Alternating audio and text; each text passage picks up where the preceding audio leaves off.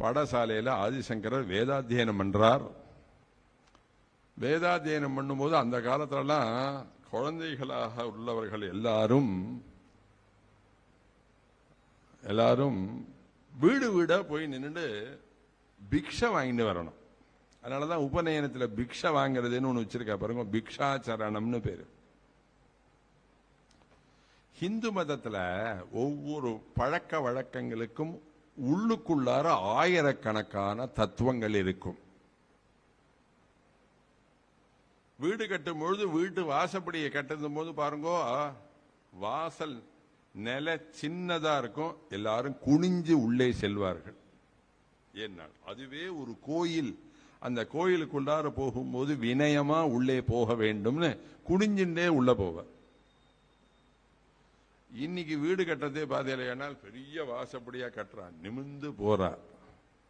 ஆனா உள்ள நிம்மதி இருக்கா தெரியல. இங்கெல்லாம் குனிஞ்சு போன போது உள்ளுக்குள்ளார நிம்மதியா தூங்கினா. இன்னைக்கு பெரிய வாசப்படியா 6 அடிக்கு மேல வாசப்படி பெரிய தேக்கு கதவெல்லாம் போட்டு ஆமா நம்ம உள்ள போறோம். ஆனா உள்ள போனா தூக்கம் வருதா தெரியல. ஒன்னு தெரியுங்க, தெய்வானுகிரகம் இல்லாத கிரகத்தில் தூக்கம் வராது. மகான்கள்லாம் அப்படி காலை வச்ச உடனே இந்த வீடு புண்ணியமான கிரகம், புண்ணியம் இல்லாத கிரகம்னு சொல்லிடுவா. காலை வச்ச உடனேவே சொல்லிடுவா. அது 400 ஸ்கொயர் ஃபீட்டோ 4000 ஸ்கொயர் ஃபீட்டோ சாப்பிட்ட சாதம் ஜெரிக்கணும், படுத்துட்டா தூக்கம் வரணும், அதுதான் கிரகம்.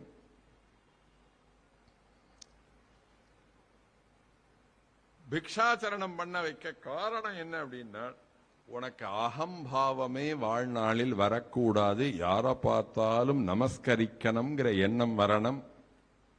எல்லா பொம்மநாட்டிய பார்த்தாலும் நமஸ்காரம் பண்ணணுங்கிற மாதிரி பக்தி வரணும். அதனாலே நீங்க வேணா பாருங்க, உபநயனத்துல பொம்மநாட்டிகளுக்கு தான் நமஸ்காரம் பண்ணி பவதி பிட்சாந்தேகி கேட்பான். புருஷால்கிட்ட கிடையாது. பொம்மநாட்டியில மாதரம் அக்ரே பிக்ஷேதா, அம்மாட்ட போய் பிட்சை கேளு அப்படின்னா.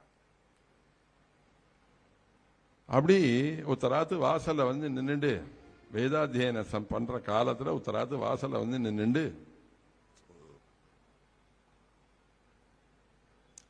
பவதி பிக்ஷாந்தேஹி பவதி பிக்ஷாந்தேஹி பவதி பிக்ஷாந்தேஹி இப்படி 3 தடவை சொல்லணும். வேதாத்தியனம் பண்ணி பிரம்மச்சாரி வாசல்ல வந்து நின்றுட்டு கேட்டானே, ஆனால் உள்ள இருக்கிற மாமி ஓடி வந்து சாதத்தை கொண்டு வந்து அவருடைய பாத்திரத்துல போடணும். இப்ப சொல்றேன், ஒருத்த ராத்திர சிராத்த நடந்துட்டு இருக்கு. எல்லாரும் காப்பி குடிக்காம ஈரப்புடவையை கட்டிட்டு ஸ்நானம் பண்ணிட்டு சிராதத்துக்கு சமைச்சுட்டே இருக்கிறதே வாசல்ல வந்து நின்றுட்டு வேதாத்தியனம் பண்ற பிரம்மச்சாரி வாசல்ல வந்து நின்றுட்டு பவதி பிக்ஷாந்தேஹின்னு கேட்டா நம்மலாம் என்ன சொல்லுவோம்? சார் இன்னைக்கு சிராத்த நடக்கிறது அம்பி, நாளைக்கு தெரியும்பா உனக்கு அப்படின்னு நம்ம சொல்லுவோம். சாஸ்திரக்காரன் என்ன சொல்லா தெரியுமா? வாசல்ல வேதாத்தியனம் பண்ணின பிரம்மச்சாரி வந்து பவதி பிக்ஷாந்தேஹின்னு கேட்டானே, ஆனால் நீ சிராதத்துக்குன்னு சமைச்சு வச்சிருக்கே அந்த அன்னத்தை கொண்டு போய் அவன் பாத்திரத்துல போட்டுட்டு அதுக்கப்புறம் மிச்சத்துல சிராத்தம் பண்ணி சபலமாகும். குக்ஷௌ திஷ்டதி யஸ்யான்னம் வேதாபியாசேன ஜீரியதி. நம்ம கொடுத்த சாதம் வேதம் சொல்லி சொல்லி ஜீரணிக்கப்பட வேண்டும். பிறந்தா போறாது. பாரத தேசத்துல நமக்குன்னு சில கடமைகள்லாம் இருக்கு. அதெல்லாம் செய்யாமல் நம்ம இறந்து போகக்கூடாது. எங்கேயாவது வேத பாடசாலையில வேதம் படிக்கக்கூடிய குழந்தைகளுக்கு ஒரு 10 மூட்டையாவது அரிசி கொண்டு போய் அரிசி மூட்டையை கொண்டு போய் போட்டிருக்கணும். வாழ்நாள்ல ஒரு தடையாவது தனுஷ்கோட்டியில போய் ஸ்நானம் பண்ணணும். ஒரு வைகுண்ட ஏகாசியாவது நிர்ஜலமா தண்ணி கூட குடிக்காமல் ஒரு வைகுண்ட ஏகாசி இருந்திருக்கப்பட வேண்டும். பிரதோஷத்துல ஒரு 12 பிரதோஷமாவது பரமேஸ்வரனை போய் தரிசிச்சிருக்கப்பட வேண்டும். பிராமணாளா பிறந்தவன் எல்லாரும் கயேல போய் அப்பா அம்மாக்கு சிராத்தம் பண்ணி பிண்டம் வைக்க வேண்டும். இதெல்லாம் பண்ணாமல் ஒரு நல்ல சூரிய கிரகணம் சந்திர கிரகணத்துல ஒரு நல்ல பிராமணன் கையில நல்ல பசுவை தானம் பண்ணிருக்கணும். இதெல்லாம் பண்ணிருந்தா நம்ம எல்லாம் பரீட்சையில பாஸ் பண்ணினவா அர்த்தம்.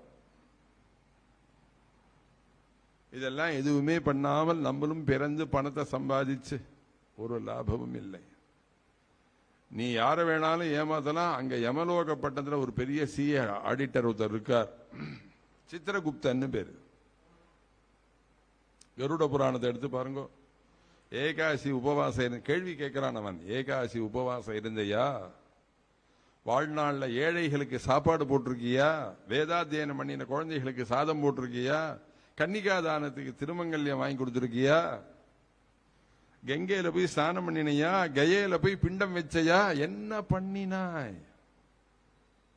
ஏசிய போட்டுன்னு தூங்கினேன். போ நரகத்துல போய் படு போ. நமக்குன்னு நம்ம என்ன பண்ணிட்டோம்? நான் உங்களெல்லாம் கேள்வி கேட்கிறேன். நமக்குன்னு நம்ம என்ன பண்ணிட்டோம்? ஃபர்ஸ்ட் கேள்வி. செகண்ட் கேள்வி, நம்மளுடைய ஹிந்து மதத்துக்காக நாம் என்ன செஞ்சோம்? செகண்ட் கேள்வி.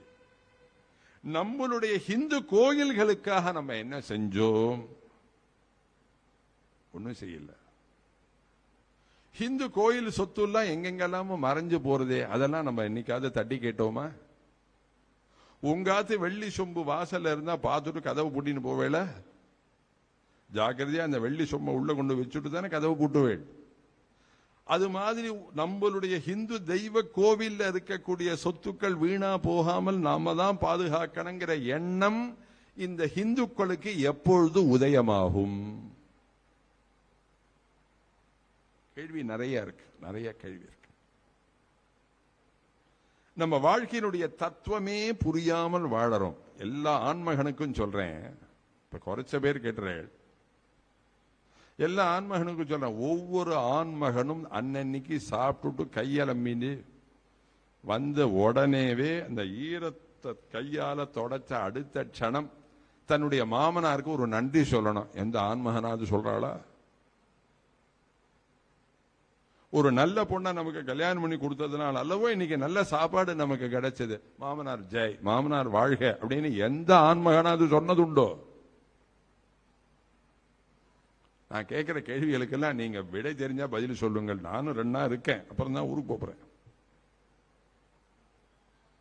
சொல்லுங்கள் பாப்போம். கிடையவே கிடையாது. ஷஷ்டப்த பூர்த்தின்னு பத்திரிக்கை போடுறோம். இந்த ஷஷ்டப்த பூர்த்திங்கிற ஒரு விதானத்தை நமக்கு யார் முதல்ல சொல்லி கொடுத்தா அப்படின்னு ஆராய்ச்சி பண்ணினோமா? யோசிச்சு பாருங்கள். இப்ப சொல்றேன், எல்லாரும் ஷஷ்டப்த பூர்த்தி சுபமுகூர்த்த பத்திரிகைன்னு பத்திரிகை அடிக்கிறாளே, இந்த ஷஷ்டப்த பூர்த்தியை முதல்ல நமக்கு சொல்லி கொடுத்தவர் சவுனகர்ங்கிற ஒரு மகரிஷி. சவுனகருக்கு ஏதாவது மனசார நன்றி சொல்றோமா? என்ன யோசிச்சு பாருங்கள். சரி, நம்ம பிறந்து வாழ்ந்தோமே, நம்ம என்னத்தை சாதிச்சோம் அப்படின்னு பாருங்க. 0 தான் சாதிச்சிருக்கோம். இல்ல சார், நான் 40 லட்சம் சொத்து சேர்த்து வச்சிருக்கேன், பையனுக்கு கஷ்டப்பட்டேன், வெயில்ல போனேன், டவுன் பஸ்ல போனேன், அன்ரிசர்வ்ல போனேன், இப்படிலாம் போனேன்,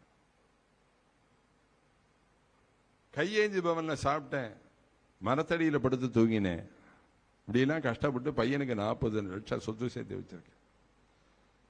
கடைசியில மருண தரவாயில கிட்டக்க வச்சிருக்கிற பையனை நிறுத்தி, அப்பா ரொம்ப கஷ்டப்பட்டு உனக்காக 40 லட்சம் சொத்து சேர்த்து வச்சிருக்கேன்டா அப்படின்னு பையன்கிட்ட சொல்லும் பொழுது, அவன் என்னமோ பெருசா அலட்டிக்கிற, எய்தாத்து மாமா 4 கோடி வச்சிருக்காரு அவர் பையனுக்குங்கிறான்.